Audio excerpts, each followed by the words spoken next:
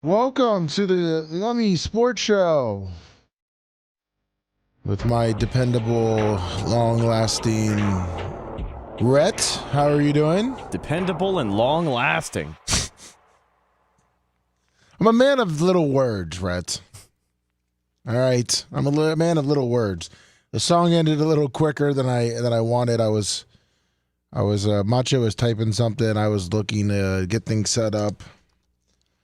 But thank you for getting everything hooked up, getting the Wirecast all good, the computer up and running for the shows the past 2 days. You and Macho really back there busting your ass and being able to get us up here.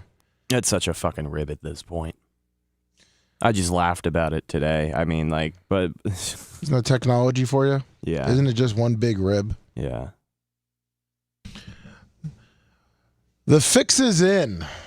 Is it, Rhett? 813-90-BUBBA, 813-90-BUBBA. The big news, obviously, the Philadelphia Eagles are playing the Kansas City Chiefs again. Would you not argue maybe one of the least anticipated Super Bowls of all time?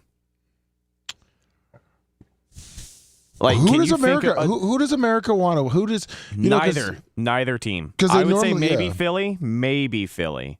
Just to stop the Chiefs? Right, just to slow down Kansas City and the Swifties. You know, the Swifties have not experienced a season without a Super Bowl since they started watching football. So everything to them is just fucking lollipops and glory holes. Right? That smiles and glory holes. Smiles and glory holes, like Jerry Jones said. Yeah, I can see that. Normally, I think if it was the Bills and the Eagles, I could see where America probably would want the Bills to win. 90% of America would probably want the Bills. If it was the Chiefs and the Commanders, I could see where probably everyone would want the Commanders to win.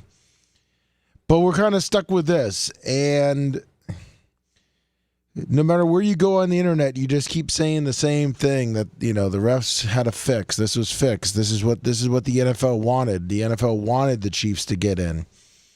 I guess the NFL probably didn't care if Philly got in or Washington got in. I think they just wanted Kansas City.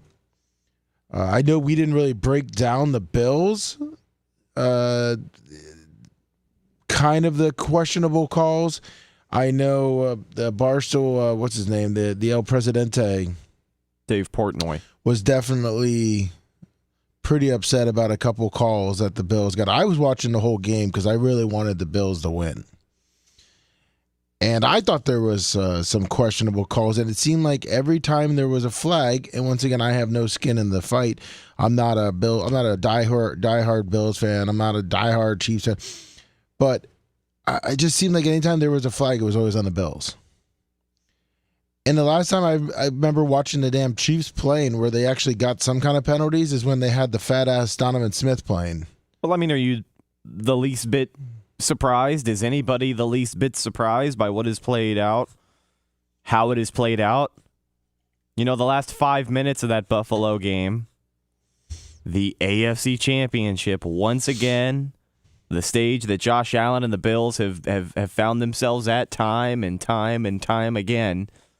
And everybody knew all week long, it's going to come down to some kind of call. I don't know. How do you... It came down. It came down to... And I think it came down to the first down. Yeah, the big game changer was going around gifting Kansas City a possession there late in the fourth quarter. And, listen, this isn't going to be a show where we bash Kansas City for an hour, but I want to ask you, how do you feel about that call? That is the game. No, 100%. Not giving Buffalo the first down there. Maybe we can try and find a slow-mo clip of it somewhere, but... Yeah, I'll pull that bad boy up. That's what I was looking for here. People have taken a lot of time and produced a lot of evidence and a lot of video evidence with superimposed first down lines. I mean, people are really spending time breaking this down, and just another example of the NFL officiating crew getting it wrong on a grand stage. And here we go. Here's one right here. Let me put it over here. And it works out in KC's favor. But nobody is the least bit surprised about this. Here we go. Call 813-90-BUBBA 813-90-BUBBA if you're thinking the same thing. If you think that the refs kind of took this call right here and kind of gave it toward Buffalo. I mean toward Kansas City and not toward Buffalo. Reaching for it, it's as close. All right, so this white line right here is, I'm guessing that this is the first down marker that they have drawn. Sure. Yeah, and it looks like it is. Well, here, there it is right there. There's the pylon. Take this in itself with a grain of salt just because of the movement of the camera, the angles. But this is supposed to be a still line. It's supposed to be. Here, let me see what this text says. Refs pulled, completely changed again. Okay, it doesn't explain to it. Thanks, ML Sports. Scroll up a little bit. I think there might have been just a little. Was it? Okay. A new angle shows that Josh Allen clearly picked up the first down via the overlaid line. Well, and it's any line that I put over the video. But I mean, there it is. I mean, you see the marker right there. There's our nice little... And they did go to a replay, I believe. Let's see here. Play. Reaching for... All right. There he is, right there. Where's the ball? You got to imagine it's right on the line. Close. I mean, if it's in his chest, he's still got over. That's the ball right there, I believe, right? Let's see. See, right there... I guess technically the ball's right here then still, right? If that's even the ball. Do we 100% know? It wasn't in his left hand? Because... Oh, wait. It is in his left arm, isn't it? Or is it in his left arm? He's got both arms on it. Okay. You know what? The ball looks like it's right in the middle. If you look at where his hands are. Right... So it's got to be right here. So that would match up between the L and the E. Right there. Right? Would you guess that? Yeah. So the L and the E, if you go right there, that would be a first down. That means the ball is right here.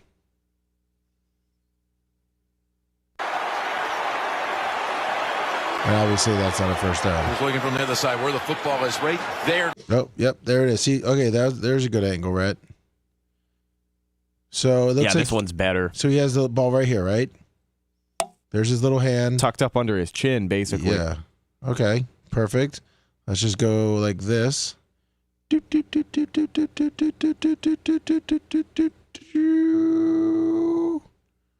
Oh, man. That Chiefs player, man. Right here. It's hard to tell, isn't it? Yeah, Chris Jones standing in the way. Fat ass. Until that's in his face, he'd beat the shit out of me. He's a big guy. And then obviously now, okay, here we go. One more. Does he get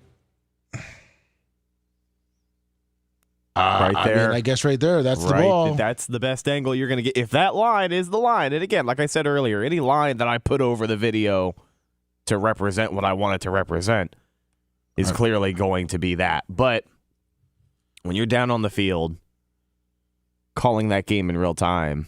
I mean, you're looking at right. That still, if that is indeed the line, that looks like it should definitely be enough. You should have enough camera angles to review that, And know see it where right the there. line is, and see that he got over. I think in any other game, if that is the definitive angle that we're going to go by, that's a first down. That's a first down right there. It's hard to argue that. It's like almost, it's 3/4 of his body is over the line. And I know we had referee Fred on last year, and he said, it's not fixed. It's human error. They're not going in to make certain calls. But, I mean, when you get to a pinnacle point like this, you got to almost let him play. Like, if it's that close of a call, and the way the one referee ran in, like, over here, another referee ran over here, it's almost like they split it perfectly in the middle. Be like, oh, well, this guy, so we put it, right down the middle. And, well, I guess we're not fucking changing it, though, are we? No, I mean, you can't now, obviously. It just ruins the fucking game for a lot of people, because now you just got this, like, this BS, this bullshit that, it's always in the back of people's mind now that it's set up. Well, let me ask you your opinion on the NFC title game, while we are on the topic of referees making themselves the center of attention.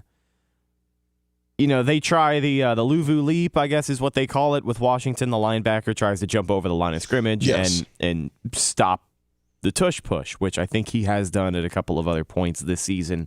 Not against Philly, but or maybe he has done it against Philly in the regular season. I know that they play twice. Yes. But he did it a couple of times in the regular season. Gets the call again, and then the referees are like, "Hey, you know what? We're just going to go ahead and reward these guys a score. I mean, if you don't quit fucking around." What is your my opinion on it? Yeah. Listen, the rules in place there. That's like, look, I can totally get it. If you're just going to sit there and keep continuously doing it, and the game's going to be delayed, and look, you're at the quarter mark at that point, and I know you're trying to time it, but I mean, you could sit there all day long, and it's just to a point now. Look, you're never going to be perfect. You're never going to be able to get the, you know what I mean? Like, that snap count done exactly perfect. Almost leap it. You're always going to be probably a quarter second off, quarter second late. So, and you already tried twice and failed. No, well, technically twice and failed. The other time was, I think the defensive line was trying to line up. So, yeah, I don't have a problem with that. I think it's kind of a weird rule, but I understand it. It's like, okay, guys, knock it off. Like, fuck, we're not going to sit here for an hour. Right. While you guys fucking just continuously get a penalty and, try to pretty much start a riot. You know what I'm saying? Mm-hmm. I mean, what do you think of the rule? As a new young buck that you are, and not an old school soul. I understand it.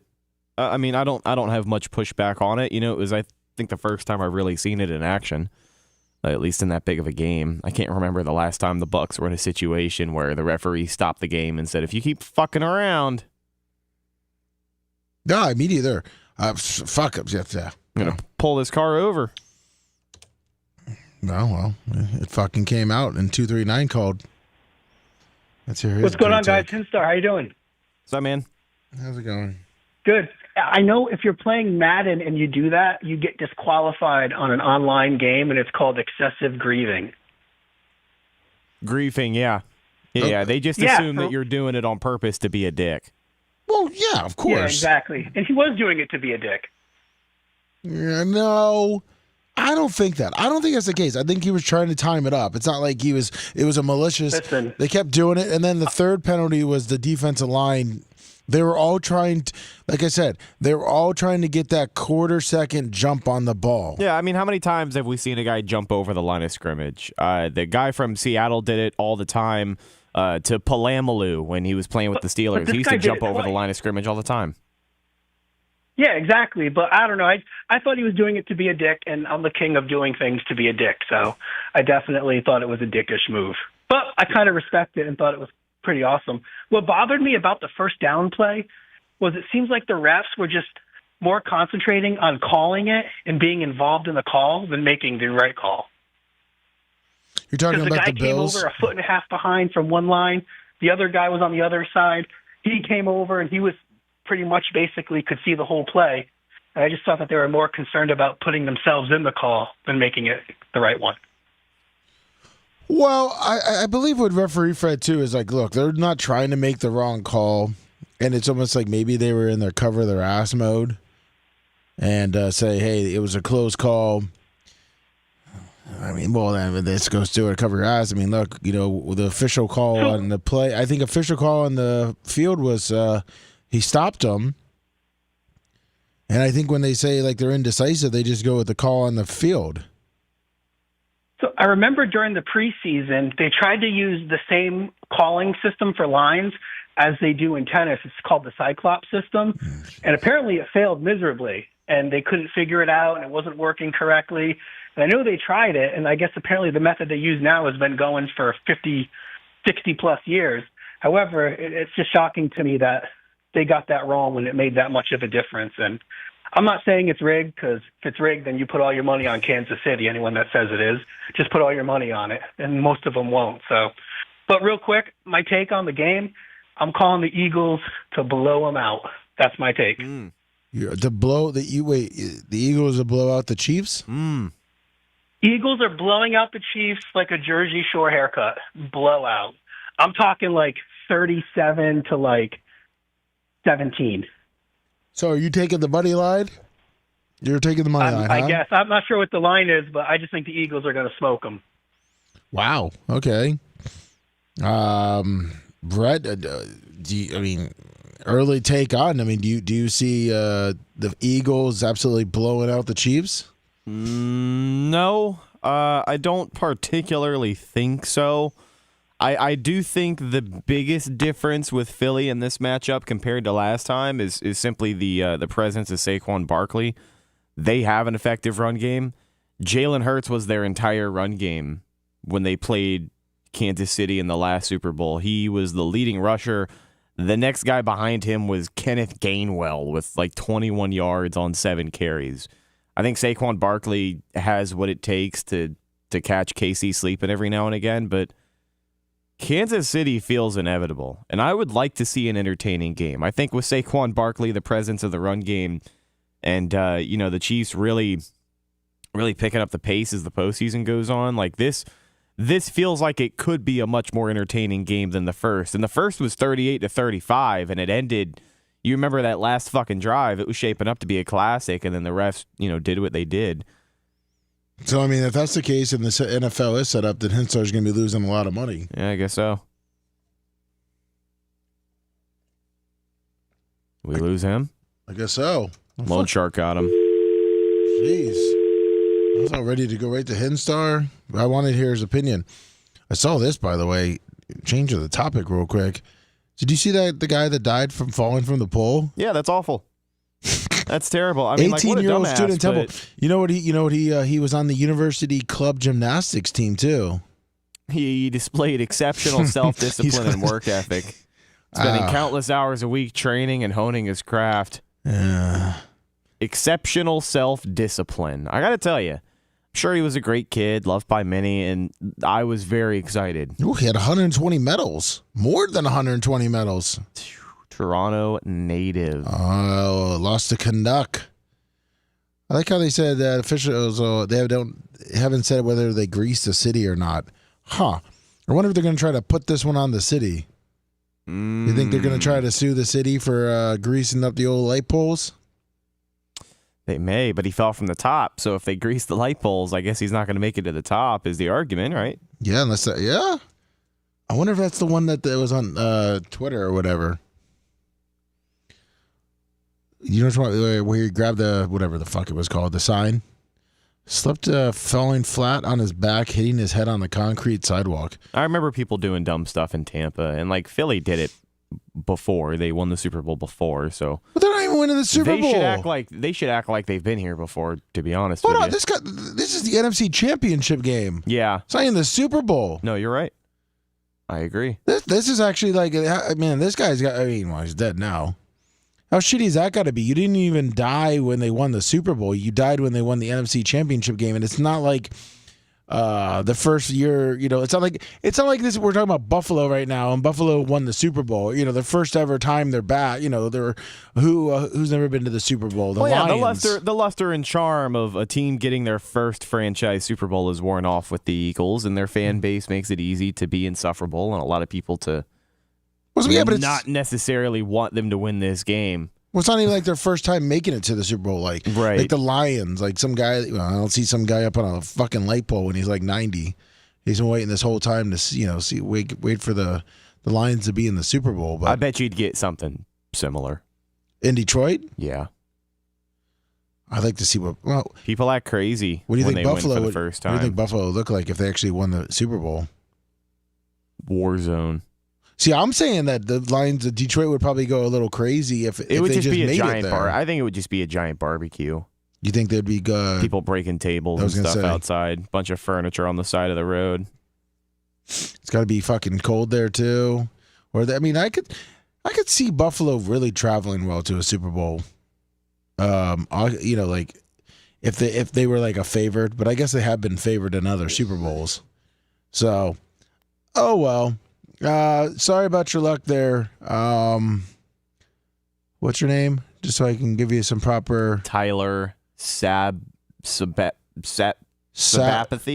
Yeah, Tyler Sabathy, R.I.P. Sorry that you slipped off the old grease pole and fell to your death. You're not going to be able to see what Hinstar says is a possible beatdown.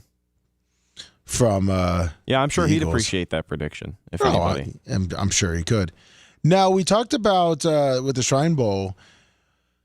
I did not see these, but you were saying Shiloh was absolutely getting torched in the Senior Bowl. Is this one right here? Yeah, he's this is the main page saying it in NFL Rookie Watch. A lot of people don't like this page. Why is that? Just because they are a little provocative. Oh, wow.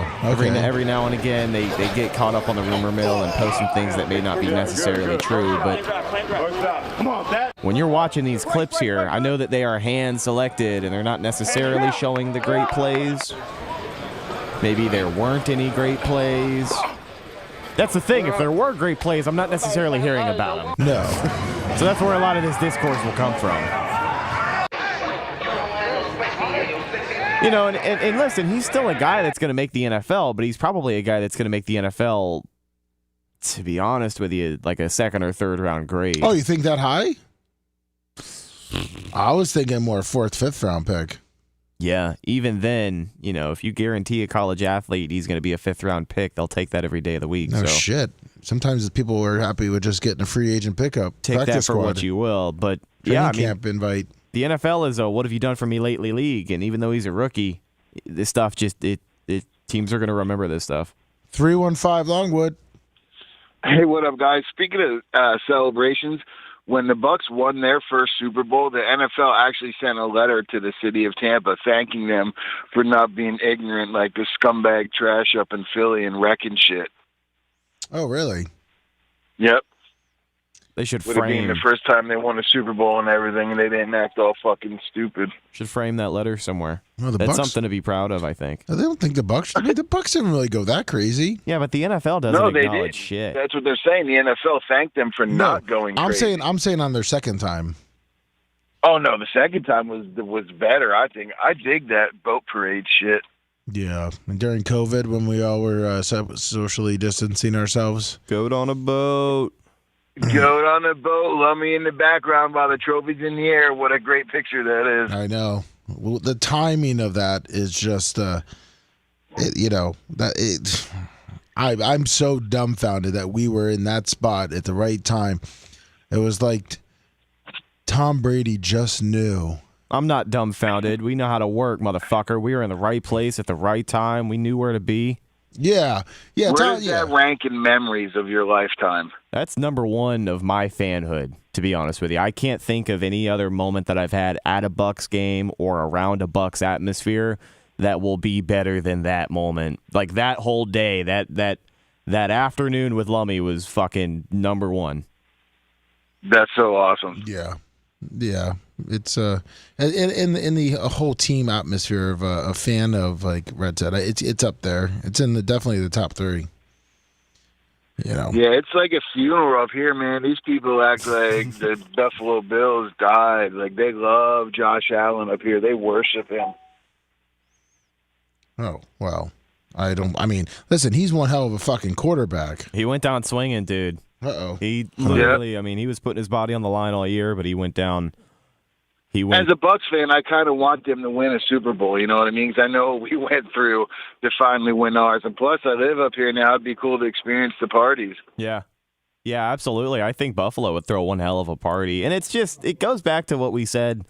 Detroit fans get a little bit cocky, but I feel like there are certain fan bases that make it easy to root for just because it's like most of the people you talk to are cool as fuck. Like, I could go hang out with a Buffalo fan and grill up on any weekend, any given week. Oh, yeah. Up there. It's awesome. Hey, the dude that makes the filing cabinet pizzas, have you seen him before? Oh, no. I've heard of it, though. He fucking tailgates up there with some of the Bills Mafia, or everybody up there is Bills Mafia, but, he tailgates up there in a big lot of people, and he's got a filing cabinet, and he makes these fucking deep dish pizzas for the tailgates, and it's the coolest thing I've ever seen. Yeah, I'm going next year because the Bucs play the Bills up here, so I'm going to go check it out. Everybody's told me they're the best people to tailgate with. The New York Giants fans, actually, they were one of the better crowds that I've ever dealt with. Philly, straight scumbags, they're the worst. But as an away fan, the Giants were one of the better fan bases. Let's be honest. Have you had heard anything positive really coming out of a Philly fan? No.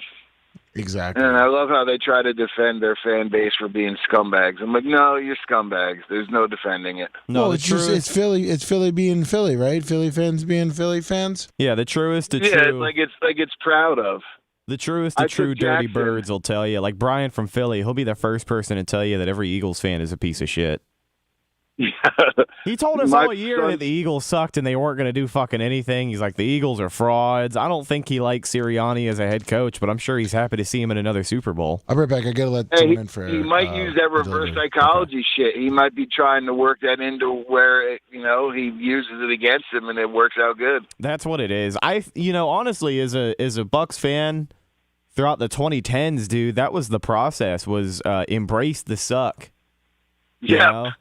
Like you got to find some silver lining in every fucking loss because they're going to lose a lot. So if you just taper your brain to expect to lose, then I don't know. That's why people were getting all upset in the Super Bowl season. They were like 8-5, and people thought that Jason Light needed to be fucking fired. It was crazy. I'd never seen anything like it. We do have some of the most temperamental crybaby fans, and it's always so divided over the coach and quarterback. It's like, Jesus Christ. Just emotional. Let it go. Emotional. That's right. All right, guys. Great shows this week. Awesome as always. Rhett, man, I can't tell you how awesome a job you do on the fucking videos with Gary. You guys are amazing, man. You don't get enough credit. Thank you for everything you do. Appreciate you, man. Thank you. Speaking of fucking Tampa Bay coaches. Well, what are we doing? I said, speaking of coaches and Tampa Bay coaches. You said, speaking of fucking Tampa Bay coaches. Is that what you got planned this afternoon? Is that why you're taking all these phone calls? Yeah. You got something lined up? You going to wine and dine Coach Bowles? No, it's all the new offensive coordinators. I like testing them out when they're coming right on in. Well, maybe you should, keep it a little more secret like Liam Cohen did. You don't want Ashley finding out. Then you get in trouble that you're out here wine and dining offensive coordinators. Well, listen. Come on, dude. Last week we broke it that Cohen was staying, and you were excited. You did fucking jumping jacks and cartwheels and flips and backflips and 5 minutes before we were doing the show. Everything. You were going fucking crazy, banging on my window, fucking thumbs up. Yeah, it was almost like the Bucs just fucking won the Super Bowl out in the parking lot. That was probably the most. I don't know. You seemed very upset with me. Well, no, I just I just wanted to share in my my happiness with you. And I appreciate that. I just come out and report. You stared at me like I kicked your goat. You did. Because I just felt that it was just too good of news. Mm. And look what happened. He left. He went to Jacksonville. He's come out now and preached that he didn't leave the Bucs in that position. Left the Bucs at the altar. But no. Listen, they put him in a. They strong armed him into a contract. Yeah. Man, if my boss wanted to strong arm me into making me the highest paid person at my position, in the video aspect, pick an arm. Yeah, well, he's not winning any points with anybody, especially with this. Duval. What a fucking cornball. Was that a good move? Duval. Here's the thing. Is he asking a question too? Look at his little eyebrows. No, he was in the middle of making a statement. He was talking about the fan base and the community they have up there.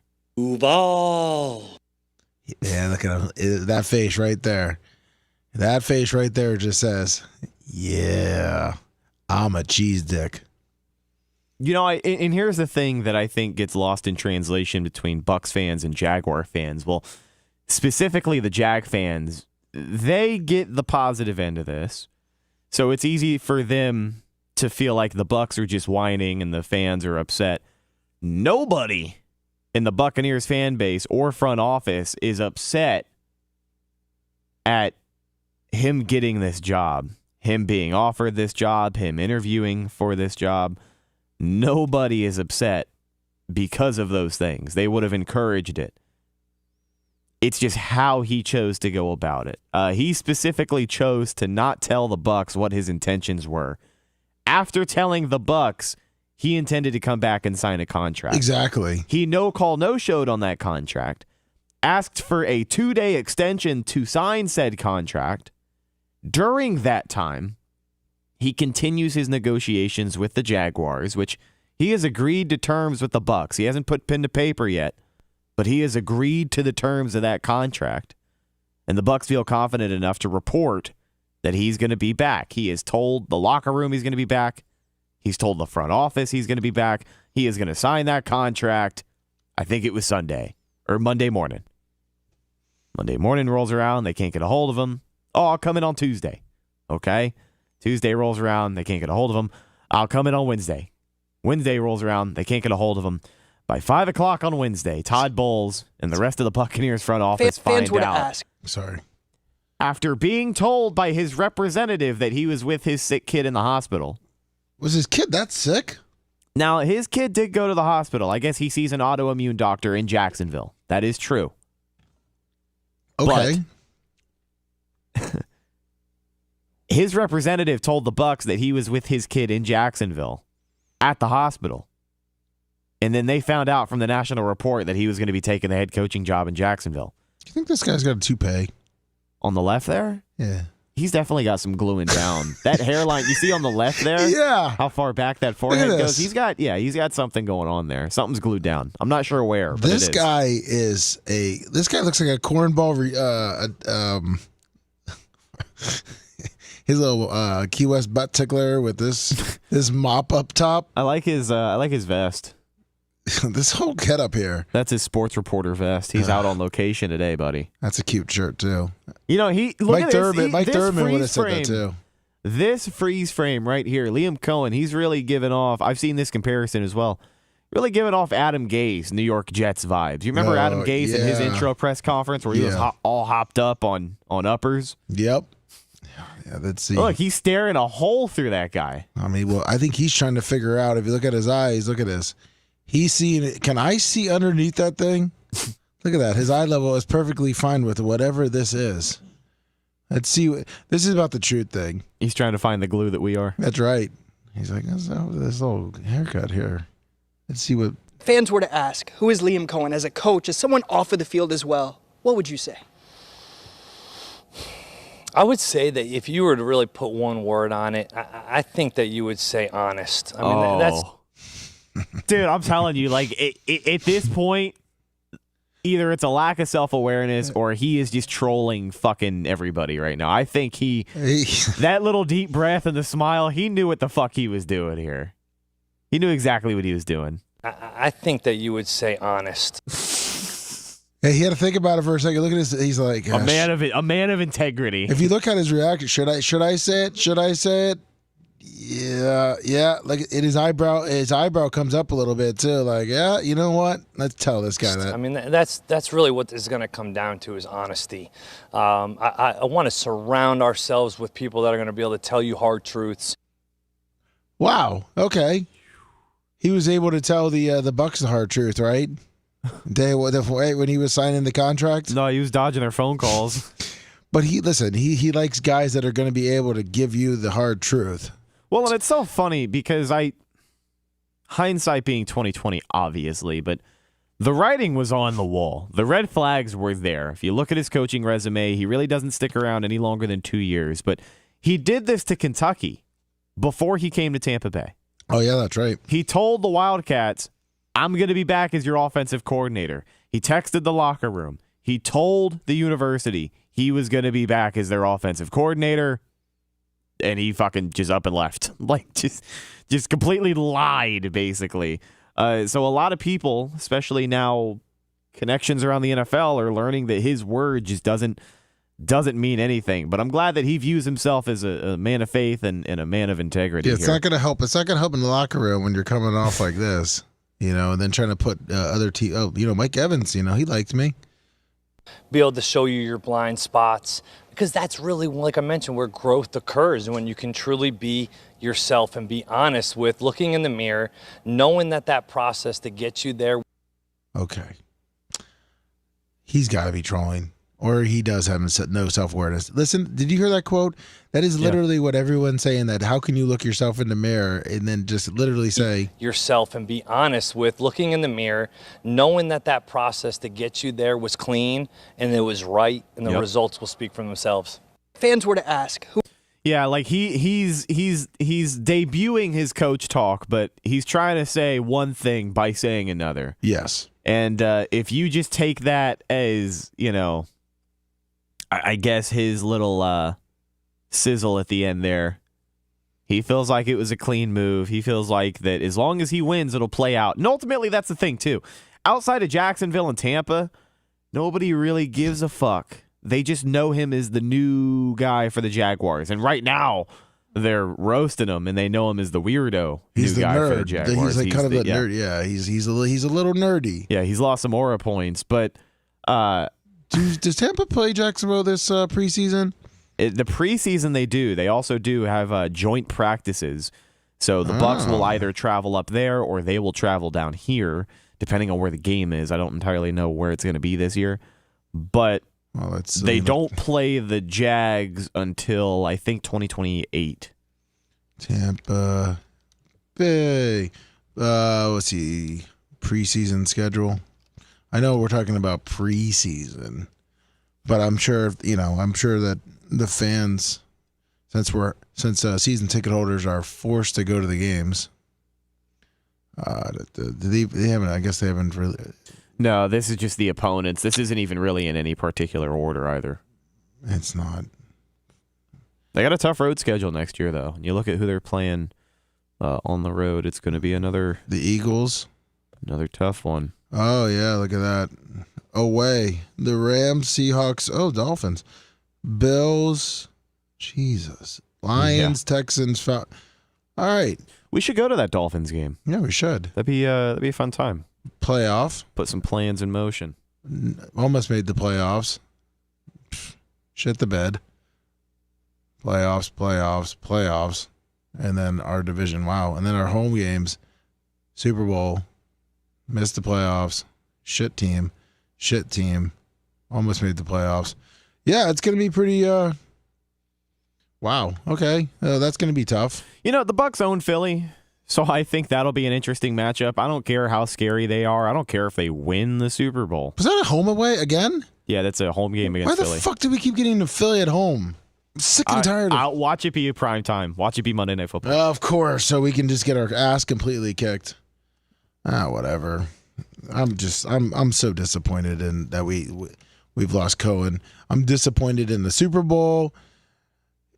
I'm disappointed in pretty much how just the whole season ended up, especially with the Bucs losing to the Commanders. I don't even have to go to our picks because our picks fucking just were god awful. I think we picked the same teams. Yeah, we picked Philly and Buffalo. Yeah. We were pulling for the Bills. I mean, we were playing the theme music. We were pounding the tables. I had to talk you out of jumping through one of the foldable tables back here. You almost did it. I was ready. I mean, listen, I was ready to do it. If that's what it was going to take to get the Buffalo Bills into the Super Bowl and stop the Kansas City Chiefs run. But obviously just didn't work out too well. Nobody lets their fans down like the Buffalo Bills. Yeah, I can see that one. Did you see that brawl before the game? Was this a college basketball game? Yeah. No, I did not. I meant to send it to shit. I meant to. I'm gonna send it for prep. I'm gonna send it for prep tomorrow. Because I got an email. This is college basketball, but there is a heck of a brawl going on in the stands. This is Lummy, second half, 1:10 left in it. Look at this 6-point game. I don't know what kind of run either team has been on. I don't know where the momentum VCU is. is 16-4. St. Louis poised for the upset here if they can hold it together. What is this guy doing? Hanging on for dear life. That looks like Gene Deckerhoff. I know. Whoa. College basketball, but there is a heck of a brawl going on in the stands. Oh, wow. Is that guy okay? I see a mustache. Hold on, that guy. I think that guy's dying. Wait, did you see that? But look, the guy in the blue behind him sat on him. Oh, wow. Look, he's fading. We got like 7 people fighting. Trying to help out almost immediately to slow it all down. I thought I saw a mustache at the bottom of that pile, too. Looked like a Bob Cook mustache. Yeah, it's terrible. It looked like Bob Cook at the bottom of that pile, Lummy. Look, in that gray sweatshirt. That is. As his dad's dying over here. His dad's like having a heart attack. I can't stop watching this guy. There's your little shorty right there. What are we fighting about at a college basketball game? Well, it looks like it's a St. Louis fan. I'm going to say against a VCU fan. I can't imagine this guy getting too fucking lippy. Hand around the throat. Yeah, come over. I don't know. That looks like a guy who's throwing some hands back in the day. I know he'll talk some shit. I wish it wouldn't go dark like that. Somebody brought old racist grandpa to the college basketball game. Going on in the stands. Oh, wow. And the police officers and the security have come over and tried to help out almost immediately to slow it all down. Are they going to show a little replay of it? Whoa. It went. What do you think? The players do they show the St. Louis? What I want to see is the basketball players for St. Louis. Once it started piling on the stairwell, it was hard to peel it back. My goodness. We got to get that under control. There's no place the one for guy that. booing. Whoa. You got the bald guy here going crazy. For that matter. Is anyone concerned about Grandpa? Good showing by St. Louis. Want to make sure he got caught in the push. Yeah, it's never really that important. Public safety to have team. this happen at any kind of a game. What team is he rooting for? He's wearing green. What started it? What is that guy doing? With the green hat too. What, Cincinnati? Oh, he got kicked out. Kansas City, fucking. Hold on. God damn it. With gig speed and big savings. Oh. Yeah, I was gonna send that to Bubba. I just wanted to look at it real quick too. Oh man, that's just sad. Grandpa died. 618. Hey, Lummy, Neil Montplaisir. How you doing? What's up, Neil Montplaisir? Hey, so since this happened in my backyard, one of the local sports shows that's on YouTube, there was a guy that was there. That old guy that they showed kind of started this whole thing where there's a lady, her son plays for VCU, and she was going to sit in a spot, and this lady said, "You're not going to sit there." And that started this whole melee of just going back and forth. So that's how that kind of got started. So you mean the old guy, the old guy that was like having a heart attack? No, I think it was it mustachioed guy? Yeah. Yeah. So it was like they were chirping with the refs, like giving the refs the business, and then you're getting oversold.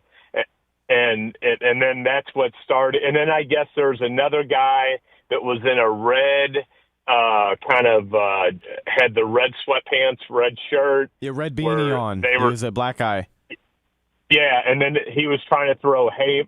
That's what really got it going. Because the guy that called in, that was his. This guy, the guy with the red beanie, that guy. No, there was a guy in a red sweatsuit. I don't know if he's in that frame. I think before they started seeing this, he was like throwing haymakers at everybody. Oh, because he looks like he's like out of it. He's like, hey, I'm not in this. Well, this is, oh my God, he got busted up too. Look, bottom right. Where? Bottom right. Look at the old man. Bob Cook? Yeah. Look, he's gushing. They gashed him right below his lip. He's bleeding out. Oh, do you see his neck? Face. Yeah. His neck. Well, and then the bald guy gets into it with someone down there. So, yeah, this is a multi-person fight. But apparently the old guy with the mustache, Bob Cook right there, is the one who started it. And I had a feeling when we first saw the video, I said, somebody took Grandpa to the game, and either he said some racist shit or he started something with somebody. Bob Cook started it. At least he wasn't, shouting obscenities or anything. Well, I was just going to give, since they just talked about that this morning on St. Louis radio because actually the guy that called in, that was his mom's first ever college game. He took her to it, and then they get into a brawl at SLU. She'll never go back. No. So. Oh, geez, that's horrible. Yeah, I'm gonna make sure to send that so we can break that down. I'm sure if Babyface comes in tomorrow, I wonder which side he'll take Vaughn. I just want to like that guy right there. I mean, just seeing him, he's like, and he just starts fading down. Like he grabs him, it's like he goes down like 3 rows. He's struggling, and no one cares about him. And then Bob Cook's getting choked out. There wasn't any like deaths or anything, was there, from this thing? No, I don't think so. Maybe some ego death. Oh man. That's great. That's great. Bob Cook's in chat. He says, "I don't bleed." Yeah, exactly. Yeah, he doesn't bleed. Well, that's good to know. Anything else, Neil Mounts Blizier?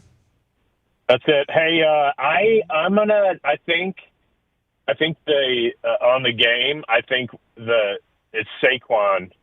If he does his thing, I think even with the refs, pulling for the Chiefs, obviously, I think Saquon's that secret weapon that they didn't have last time, obviously. I wonder if they got a prop bet on like a big-time run for the Eagles being called back because of a holding call. Oh, yeah. You know what I mean? Like 10 yeah. Get that at plus 800, I'll be set for the night. Plus 800? It's going to be like minus 800. They need to come up with a better – they got to find a way to better mark a first down line. I mean, they have every technology in the book, and they don't know how to do this right. I mean – they're going to have to come up with something. So, do you want the football chipped? Is that what you want? I think that would be the most practical solution, the most immediate solution. I know Hinstar kind of brought up that they had tried something like that before and it didn't work out. I got to feel like there is enough data. Amazon, their advanced metrics and shit. Yeah, like they have enough data to really figure this out in a way. But do they want to figure it out? Sure, but leave the guys. Do they on the want field. to though? No, you're right. No, Maybe. No, they don't want to figure it out. They don't. They could, but they don't. Listen, I'm all about human error and keeping the game fresh like baseball. But you got to look at it now, where it's like you're giving that errors, so you're leaving it up to human errors that can be persuaded. So maybe they don't want to fix it. You guys have a good show. You too. Good talking Appreciate to you, Neil. See you, Neil. Man. I think if having it for nothing else, for no other reason than to cover your ass, like, human error. You can admit that you fucked up a call. You have replays. You have 80 million cameras. You got a pylon cam. You have provisions you can take. But if you have the closest thing you can get to bona fide numbers, bona fide data, people lie. Numbers don't. So with that being said, I think, having it, again, as a fail-safe option, when you can exhaust all options and you can be like, all right, let's just go look at the chip. have Mike Pereira on TV or whoever the fuck is sitting there to talk about it. I think that the game has reached a level where they can put a little bit of money into figuring that out. But you're right. So, yeah. I mean, you make a good point. Do they want to fix it? Because they certainly get a lot of mileage out of schmucks like you and I talking about it. Exactly. And how the fix is in. And how the NFL loves Taylor Swift. And all this other shit, you know. Some Super Bowl ads cost $8 million. Jeez. Yeah, I say next Wednesday we break down the prop bets. We'll break down the actual Super Bowl. And before we go, I want to leave you with this. I mean, this was big news. I'm surprised we did not talk about it today on the show. Do you know what I'm talking about, Rhett? Brittany Griner. Brittany Griner traded to biggest sports news of the month. Atlanta. I mean, is that? I don't know if she got traded. I think it was just free agency. Her contract was up, and she agreed to terms with the Atlanta Dream. Oh, yeah. Big moves for Brad Griner, the 2013 number 1 overall pick, who has spent his last 11 seasons in the WNBA with the Phoenix Mercury. He's going to take his wife and kids down to Atlanta. Happy for him. Hopefully he gets some protected travel down there as well. You got to look out for guys like Alex Stein. Well, they're probably hitting a private. What was their contracts he signed? I know. Where the fuck is it? Where did she not? Did they not announce what their? I guess their salaries are all like already set, pretty much, right? Is that how the go up? It might say it right there. I don't know. WNBA 10-time All-Star. Yeah, no shit. 1-year deal with the Atlanta Dream. Yeah. So maybe it's like a bet on yourself kind of deal. I don't know the layout of the contracts and cap space in the WNBA. I have to imagine that that's going to be the biggest free agency move they've had in the last 10 years. To be honest with you. What, the WNBA? Yeah, but with a 1-year deal, surely sounds like, hey, let me go and try and ball out. Make a little bit of money. You don't think it was Rebecca Lobo? Did she ever? I don't know. It's only a WNBA. Sue Bird. Who? Sue Bird. Oh, did she go somewhere? I don't know. I think she played for the same team the whole time. I was going to look at. I'm not entirely sure. I'm not well versed in the history of the WNBA. That's why a guy like Hinstar should probably call back in. Yeah, that's true. He is pretty. I was going to look. How great. I've never heard. Have we heard Brittany Griner talk? Have you heard her talk? Yeah. Go up. Play that clip up there. That one right there. Yeah. Louis area after yesterday climbing into the 50s. We're going to have a similar. I was like, Jesus. Maybe you're on to something with the Brad. Hold on. Close out that tab on the right. Up there on the top, you're playing the news report for Louisiana. We could have some heavy rain set up south of St. Louis this go round. Get off my screen. St. Louis, excuse me. All right. Let me go back to this. Oh. Speaker up there. And everything. The love from. All right. So is this the person? This is who she's got a question, right? She's got a question. Brad Griner. The fans when I came out was amazing. The players. Do we have a news clip story played again? Is she gonna talk? That is her talking.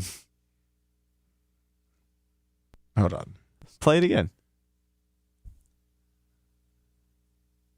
On the court in a real game and everything. The love from the fans when I came out was amazing. The players. Okay. Lummy, at the end of the day, I'm just happy to see. I'm just happy to see another successful young black man in America. That's what it's all about. I think everybody gets an equal opportunity to live the American dream, and Brad Griner is paving his way, doing that right now. Very happy for him. Yeah, I'm just going to... all right, everyone. Thank you for tuning in. We're going to do the Super Bowl coverage next week. Probably go a little longer. I kind of got a little stumped on that. Okay. I'm flabbergasted right now. Check out Bubba Army Store, Bubba Army Shop, BubbaArmyMerch.com. We're here tomorrow morning at 6 a.m. Hopefully our computer doesn't fucking blow up again. That'd be really cool. Hopefully it doesn't blow up. Yeah. Okay. Wow. Yeah. So thank you, everyone. I'm flabbergasted. I bet you are. Thank you, everyone. We'll see you next week. Bye.